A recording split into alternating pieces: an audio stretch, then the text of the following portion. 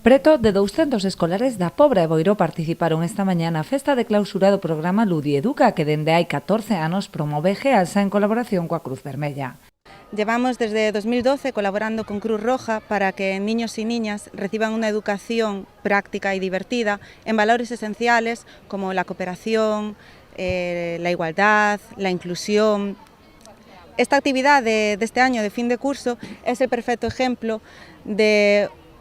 un aprendizaje útil para la vida. Van a aprender cómo mantener la calma en situaciones de emergencia, saber pedir ayuda, conocer el 112 y sobre todo valorar y respetar todos estos organismos que trabajan para nosotros para mantener nuestra protección. Os pequenos tiveron ocasión de coñecer de preto como funcionan os servizos de emerxencia coa exhibición de Protección Civil, Policía Local, Garda Civil e Bombeiros, que despregaron os seus medios na Praza da Boqueira da Negral. Hoxe fixemos unha exposición de medios onde temos aquí a Garda Civil, temos a Protección Civil, Bombeiros, diversos